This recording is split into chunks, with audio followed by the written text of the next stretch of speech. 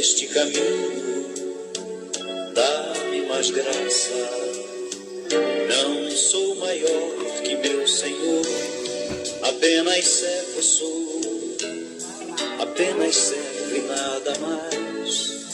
Se as pontas aguçadas da coroa te feriram, ó cabeça, eu que sou corpo, parte do teu corpo, não devo reclamar. Dá-me mais graça, Senhor, dá-me mais graça. Passa os teus dedos nos meus olhos, vem me consolar. Dá-me mais graça, Senhor, dá-me mais graça. Faze-me em Cristo outra vez ser mais que vencedor.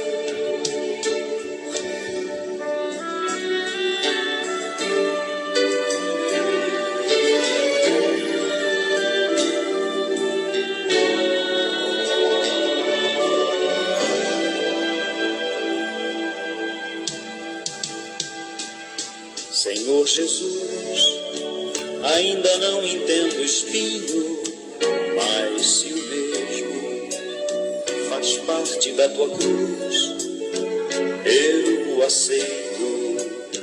Não sou maior que meu Senhor, apenas servo sou, apenas servo e nada mais.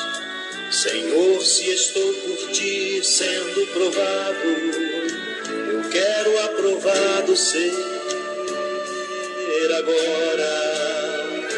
Sei o que tens a dizer e creio nisto também.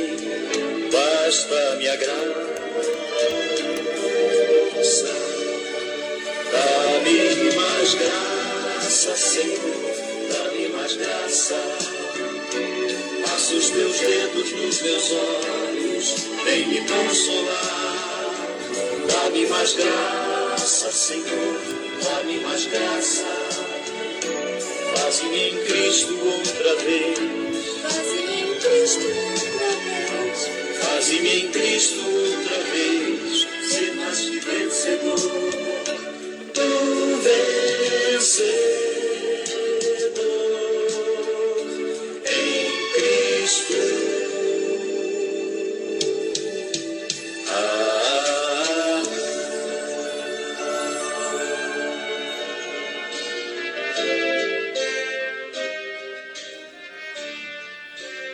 Muito boa tarde a você que neste dia tão maravilhoso está nos dando a honra de estar aqui nesse momento falando com você. Quero trazer aqui uma reflexão para você. Lógico, se você me permitir. Você sabe identificar. Você sabe identificar as tempestades. Você sabe identificar as tempestades e você vai saber lidar com elas. Mas o que será uma tempestade na nossa vida? Você já enfrentou alguma situação tão difícil que se viu como os discípulos, exímios pescadores, mas veio uma tempestade tão forte, do qual as experiências deles não souberam como manobrar as velas do barco, quando os ventos fortes, as grandes ondas batiam no barco, que a intenção da tempestade era de afundar o barco e levar todos eles ao fundo de um mar. Você já enfrentou uma tempestade desta forma? Nós sabemos que viver uma adversidade é, de certa maneira, algo muito parecido é enfrentar uma tempestade em alto mar. Sentimos que estamos à deriva, à mercê das forças superiores às nossas, nos desestabilizando, nos tornando vulneráveis.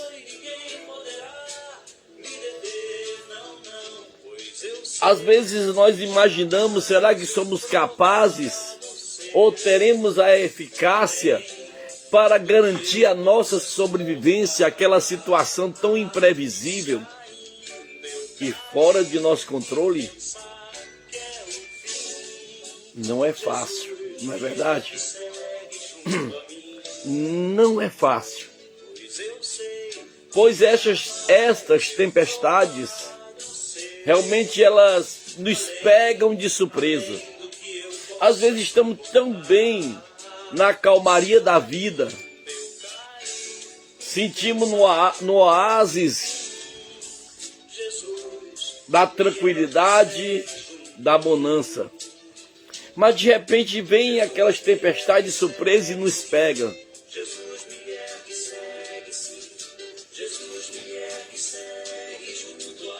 Alguém já até falou assim, você está passando uma tempestade num copo d'água.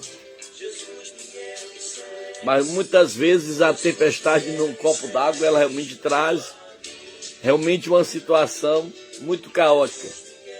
Mas como saber diferenciar essas situações? O que fazer quando estamos diante das mesmas? Muitas vezes as tempestades são situações difíceis, graves, eventos realmente comuns. Ontem deixou sua casa e saiu pelo mundo.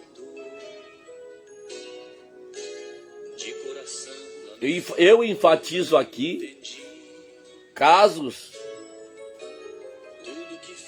como acidentes, roubos, doenças, morte, por aí vai. Quantas tempestades nos pega realmente de surpresa? E que atitude devemos tomar diante das mesmas? Existem pessoas que vivenciam crises financeiras porque gastam mais do que recebem e não querem cortar os gastos. Isso é uma realidade que às vezes todo ser humano, às vezes num período de desemprego, num período de situações difíceis, quando a porta se abre, a primeira coisa de resposta vem de imediato ao nosso comportamento, é gastar aquilo que tanto almejamos e desejamos.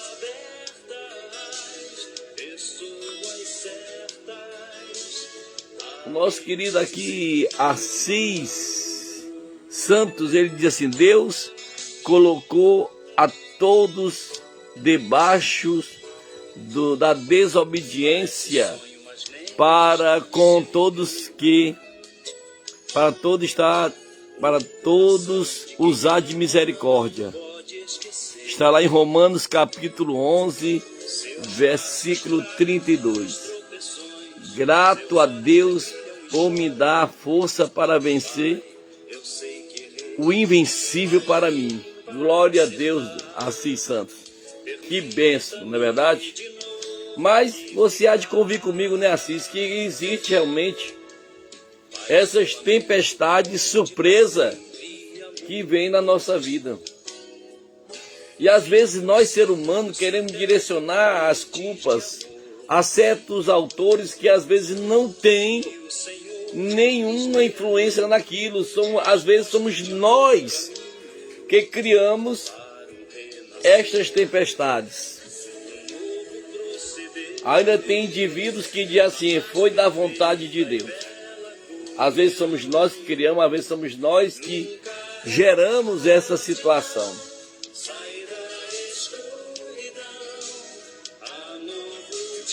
Nós sabemos que nesses momentos cruciais, que às vezes acontece, o que fazer?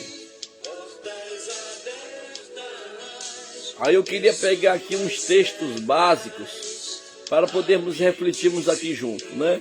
Vamos ver se tem mais gente aqui conosco, que às vezes tem gente que fala comigo aqui, ainda eu sou leigo nessas coisas, aí o que acontece? Tá lá embaixo lá os alôs, a paz do Senhor, que a turma manda pra gente, a gente não tá vendo, né? A gente só vê aqueles primeiros que estão já falando comigo. Mas obrigado por você estar comigo nesse final de tarde, não é isso? Muito bem, Marcos capítulo 4. Marcos capítulo 4. Vamos ver aqui Marcos capítulo 4, versículo 31. Olha o que é que ele diz aqui. Vamos ver o que é que diz Marcos, no capítulo 4, no versículo 35.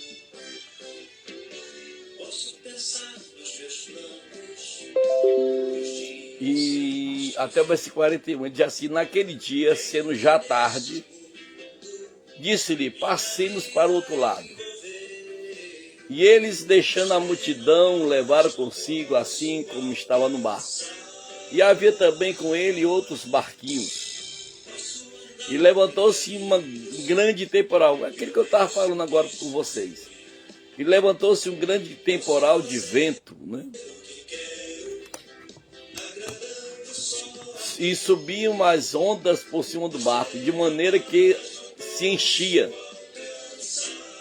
E estava na topa da polpa, dormindo sobre uma almofada, e despertaram, dizendo: mestre, não se dê que já pereçamos?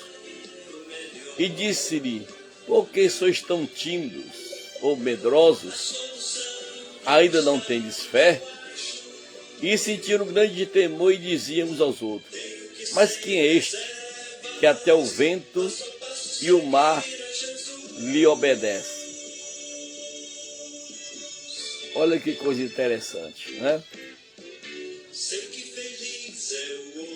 Mas o que esperar no Senhor na hora da tormenta? Como perseverar até alcançar a calmaria de uma situação?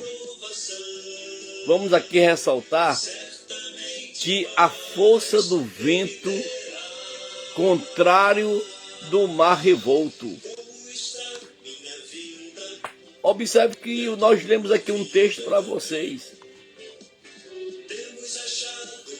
Nessas duas passagens que eu citei para vocês, são relatos diferentes sobre o mesmo episódio.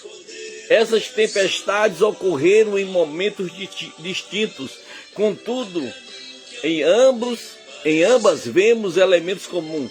A força do vento encapelou o mar, amedrontou os discípulos, impediu momentaneamente que ele chegasse ao seu destino e quase os levou a naufragar. E observe que quando Marcos escreve no capítulo 4, que eles enfrentaram um grande temporal de vento, um vento muito forte do mar da Galileia. Na verdade, disse mar, mas lá é um lago, né? De modo que subia as ondas por cima do barco, de maneira que já se enchia de água. Que interessante, né, esse texto. Diante das diversidades dos temporais da vida que às vezes acontece conosco. Interessante, diante do reboliço, diante do movimento bravio, por causa da força do vento e por causa das ondas do mar que batiam fortemente. O que me deixa curioso é como pode alguém estar dormindo num momento desse. Ou, melhor dizendo, se fazendo que está dormindo. Eu aprendo aqui que Deus está atento a todas as nossas adversidades. Ele mesmo diz que estaria conosco todos os dias até a consumação do século. E agora, diante da adversidade, diante do descontrole da situação que envolvia as vidas daqueles homens, ali aprendemos a forma como Deus age, como Deus trabalha diante das adversidades. Ali eu percebo o controle de Deus diante das adversidades. O mesmo controle que Deus tem naquele momento que teve ali no passado na vida dos discípulos. Observe que eles tiveram uma atitude de sair de uma situação e ir para outra. E muitas vezes quando queremos sair de uma situação para outra, eu quero dizer para você, acontecem movimentos. E às vezes movimento contrário diante de uma atitude que às vezes nós colocamos em prática. Mas eu quero dizer para você neste momento, que diante da adversidade, diante do descontrole da vida, eu aprendo uma coisa, que Deus, Ele nos ensina que Ele está no controle de tudo. Nós podemos perceber realmente uma verdadeira tempestade, algo poderoso, que a intenção era de afundar, de matar, de não deixar que aquelas pessoas chegassem ao seu objetivo.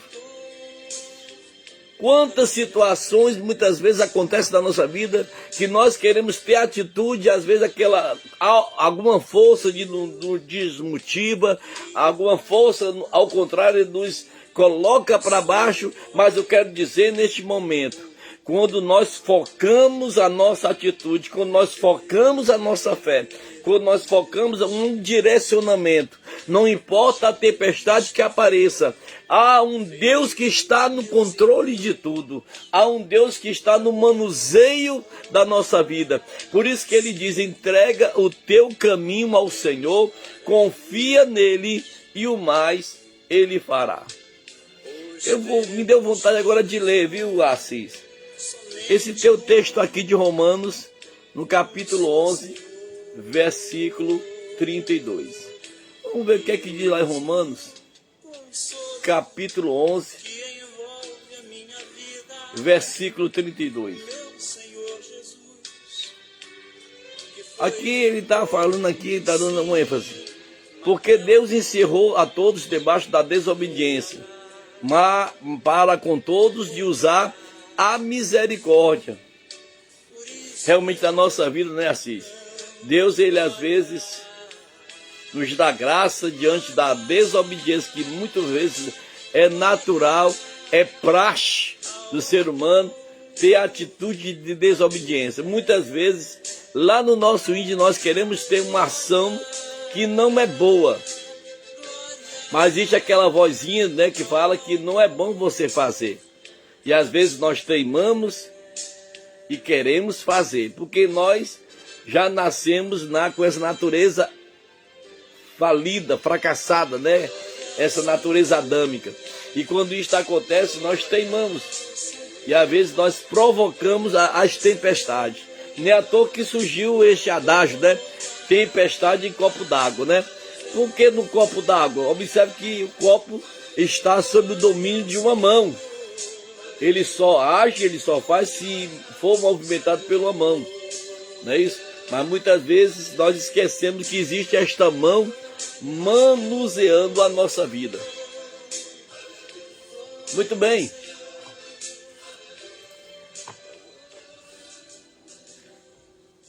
Às vezes as fúrias, vamos ver quem mais está conosco aqui ainda não. A paz do Senhor, que Deus abençoe. Muito bem. É natural a fúria, né, vir. É o que acontece. Eu tenho percebido assim as lutas que muitos têm passado, que tem gerado ansiedade, o medo, fobias, né? As fobias, que às vezes não dá nem vontade nem de sair de casa. Uma das coisas importantes que eu quero frisar neste momento para você, é muito importante manter calma e direcionamento. Observe que os discípulos, no descontrole do barco, da vida, vamos usar essa expressão, eles tiveram o controle emocional de buscar um direcionamento. Eles manteram-se calma e perceberam que havia uma resposta dentro da vida deles. Ei, eu quero dizer uma palavra profética para você nesta tarde. Diante do descontrole que está a tua vida, eu quero dizer algo para você neste momento, já quase noite já. Há um Deus que está dentro da tua vida. Há um Deus que está no controle de tudo.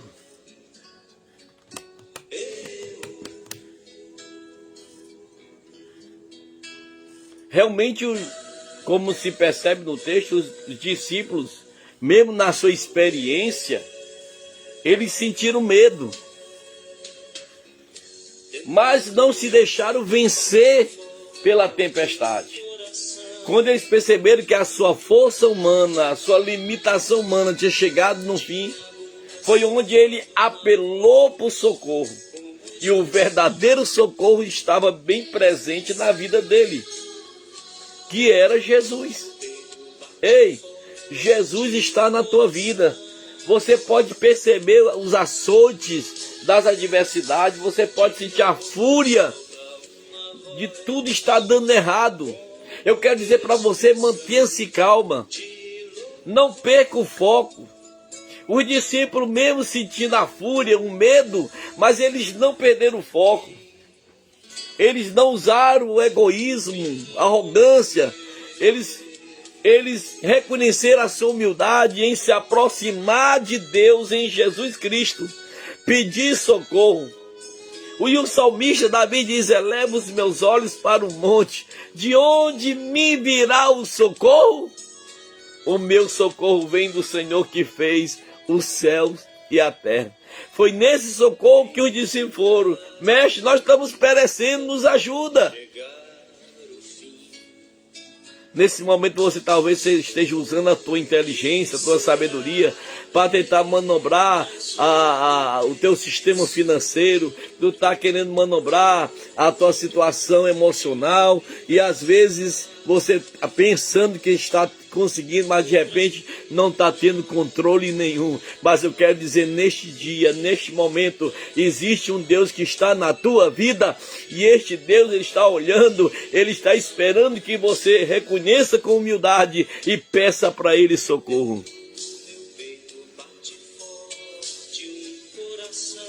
Realmente, né, irmão Assis, o crente não deve temer o mal, e sim ter certeza de vencê-lo, por ter certeza que Deus está conosco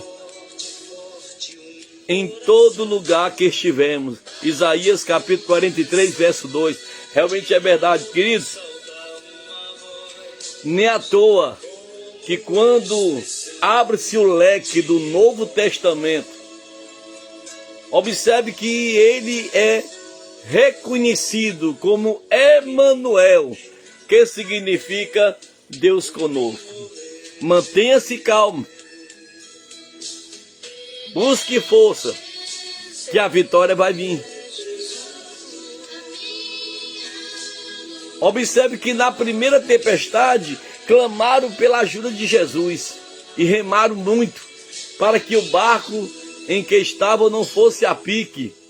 Já na segunda tempestade que eles passaram, na segunda experiência, relatado lá em Mateus capítulo 14, os discípulos haviam zarpado mais de 9 horas, estava no meio do lago, quando a tempestade os apanhou. Isso significa que se voltasse atrás, percorreria a mesma distância para chegar ao seu destino. Então resolveram seguir em frente. Eles remaram muito, mas ainda assim não conseguia chegar à praia. O vento contrário batia forte, como se tivesse vida, dizendo: você não vai chegar nos teus objetivos, você não vai chegar nos teus sonhos, você não vai chegar nos teus propósitos, você não vai chegar nisso. Mas que quando Jesus está no barco, com certeza nós chegamos com a vitória nas mãos. Os discípulos não pararam de remar. Você não pode parar. Vá em frente, vá à luta, não desiste, não abaixa a cabeça. Eu sei que dói, eu sei que aflige, eu sei que abate a nossa alma. Nem à toa que o hino sacro diz: porque te abates, ó minha alma, e te comoves perdendo a calma. Não tenha medo, em Deus espera, porque bem cedo Jesus virá. Aleluia. Esses ventos não vão te derrubar. Esses ventos não vai fazer você desistir. Continue remando. Mesmo que você dê só uma remada e volte para trás muitos metros, mas continua remando. A tua atitude é o valor da tua fé. A tua atitude é o valor da tua fé. A tua atitude é o valor da tua fé. Que Deus te abençoe. Receba esta palavra, com certeza que vem do coração de Deus. Não sei a luta que você está passando. Eu não sei a dor que você está sentindo. Mas acredite, Deus está na tua vida. Pode estar dando tudo errado.